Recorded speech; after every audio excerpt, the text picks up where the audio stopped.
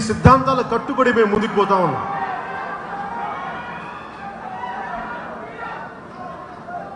అలాగే రాజకీయాల్లో ప్రతి ఒక్కరు అడిగేది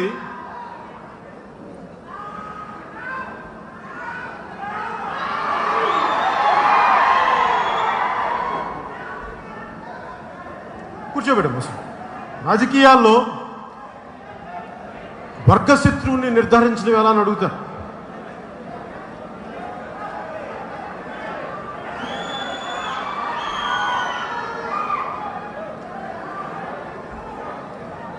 రాజకీయాల్లో వర్గశత్రువుని నిర్ధారించడం ఎలా?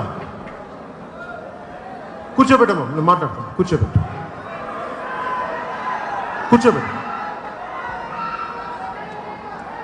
ఏమంటారు?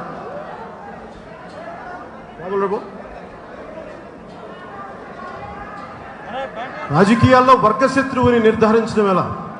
చాలా కష్టసాధ్యమైన పని.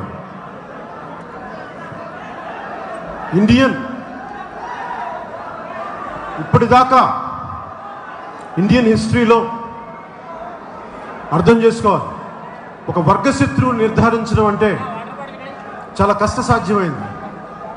ఇందాక చెప్పినట్టుగా కులాలు మమేకమైపోయి ఈ కులం నా వర్గశత్రువు. ఈ రోజున ఆంధ్రప్రదేశ్లో ఒక కులం వర్గశత్రువు అని నిర్ధారించడం వల్ల, డిక్లేర్ చేయడం వల్ల ఆంధ్రప్రదేశ్ అభివృద్ధి దిగజారిపోయింది. ఆంధ్రప్రదేశ్ అభివృద్ధి 2 కులాలు కొట్టుకుంటే అభివృద్ధి దిగజారిపోయింది. ఇది చాలా బాధాకరమైన విషయం. అందుకని వర్గశత్రువుని, జనసేనకి వర్గశత్రువు ఎవరు ఉండాలి? దేని మీద పోరాటం చేయాలంటే జనసేనకి వర్గశత్రువు దాష్టీకం, దౌర్జన్యం, పేదరికం, అవినీతి, మౌలిక వసతులు లేని వీటిని అడ్డుకుంటున్న వాళ్ళు ఎవరైనా సరే మనం వారిని వర్గశత్రువులుగానే ప్రకటించాలి. ఆదిలాబాద్ తాండాలో నీళ్లు రాకపోతే దాన్ని ఆపుతుంది ఎవరు? నిలబడాలి. నల్గొండలో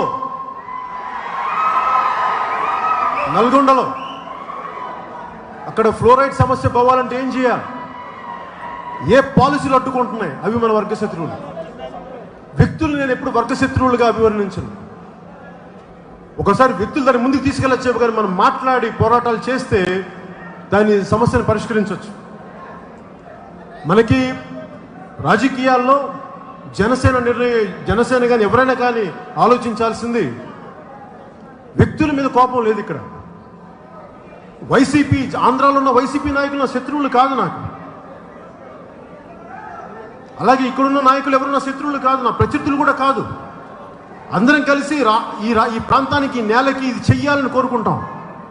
ఆ చేసే పక్షంలో సవ్యంగా చేస్తున్నారా లేదా అని దాంట్లో ఒడిదుడుకులు ఉంటాయి, దాంట్లో మాటలు అటు ఇటు ఉంటాయి తప్ప నేను ఎవరిని కూడా వ్యక్తిగతంగా నాకు శత్రుత్వం ఎవరితో ఉండదు.